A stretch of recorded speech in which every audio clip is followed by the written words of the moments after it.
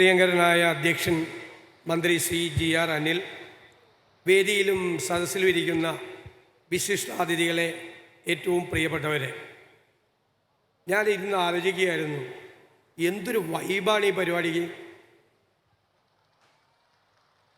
നമുക്കൊരിക്കലും ഇത്തരം ഒരു പരിപാടി നമുക്ക് കേരളത്തിൽ കാണാൻ കഴിയും. ഈ സംസ്ഥാനം നടത്തുന്ന ഏറ്റവും വലിയ പരിപാടിയാണ് സ്കൂൾ യുവജനോത്സവം. ലോകത്തിൻ്റെ മുമ്പിൽ നമുക്ക് അഭിമാനത്തോടെ ഒരാൾക്കും ഇതിന് കഴിയില്ല എന്ന് പറഞ്ഞുകൊണ്ട് തലയെടുപ്പോടുകൂടി പറയാൻ കഴിയുന്ന പരിപാടിയാണ് സംസ്ഥാന സ്കൂൾ യുവജനോത്സവം. സത്യത്തിൽ 4-5 ദിവസം ഈ സ്കൂൾ യൂത്ത് ഫെസ്റ്റിവലുമായി ബന്ധപ്പെട്ട് തിരുവനന്തപുരത്ത് നിന്നപ്പോൾ എനിക്ക് തോന്നിയത് ഒരു 10 വയസ്സിൻ്റെയെങ്കിലും പ്രായം എനിക്ക് കുറഞ്ഞെന്നാണ്. എല്ലാവരെയും ബാല്യത്തിലേക്കും കൗമാരത്തിലേക്കും അവരുടെ ഗൃഹാതുരത്വം നിറഞ്ഞ സ്മരണകളിലേക്കും എല്ലാം കൈപിടിച്ച് കൂട്ടിക്കൊണ്ടുപോകുന്നതാണ് ഈ കുട്ടികളുടെ വിസ്മയകരമായ പരിപാടികൾ എന്ന് ഞാൻ പ്രത്യേകം പറയാൻ ആഗ്രഹിക്കുന്നു. ഓരോ പരിപാടിയിലെയും പെർഫെക്ഷൻ. ഞാൻ ഇന്നലെ രാത്രി കിടന്നപ്പോൾ ആലോചിച്ചു, ഞാനിവിടെ ഗ്രൂപ്പ് ഡാൻസ് കാണാൻ ഈ സ്റ്റേജിൽ വന്നിരുന്നു. ഞാൻ ഓർത്തത് ഇതിൻ്റെ ജൂറിയെക്കുറിച്ചാണ്, ജഡ്ജിമാരെ കുറിച്ചാണ്. ഇവരെങ്ങനെ മാർക്കിടും? അത്ര പെർഫെക്ഷനാണ് ഓരോ ഡാൻസും വരുന്നത്.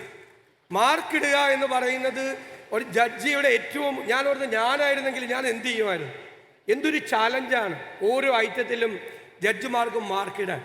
ഇത്രയും മികവാർന്ന, നമുക്ക് വിസ്മയം തരുന്ന ഈ കുട്ടികളെല്ലാം നാടിൻ്റെ സമ്പത്തുകളാണ് എന്ന് ഞാൻ പ്രത്യേകമായി ഈ അവസരത്തിൽ ഓർക്കുന്നു.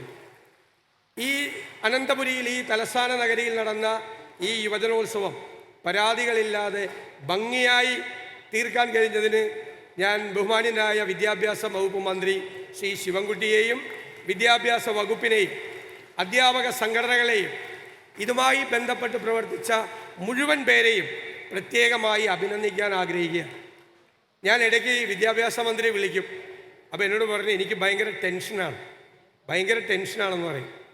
ഒരു പരിപാടി ഏറ്റവും നന്നായി നടത്തുന്നു എന്നതിൻ്റെ ഏറ്റവും വലിയ പ്രതീകമാണ് മുഖ്യ സംഘാടകന് ടെൻഷൻ ഉണ്ടാകുന്ന, ഉറങ്ങാൻ പറ്റുന്നില്ല എന്ന്.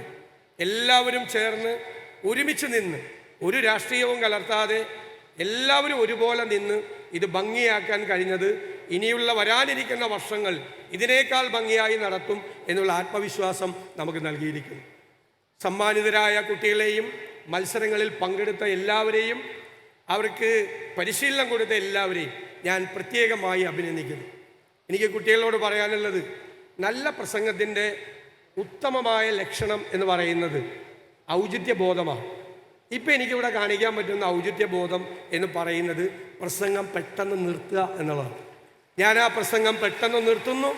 നിങ്ങളുടെ എല്ലാവരുടെയും അനുവാദത്തോടെ സംസ്ഥാന സ്കൂൾ യുവജനോത്സവത്തിൻ്റെ സമാപന സമ്മേളനം ഉദ്ഘാടനം ചെയ്യുന്നതായി അറിയിക്കുന്നു. നന്ദി, നമസ്കാരം.